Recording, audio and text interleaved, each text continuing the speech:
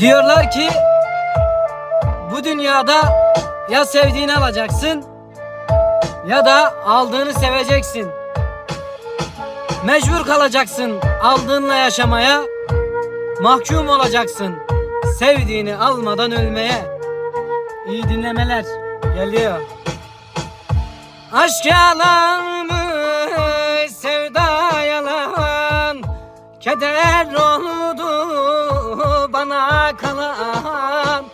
Bir masalmış bu yaşanan, yalanmış yalan. Aşk yalanmış, sevda yalan, keder oldu bana kalan.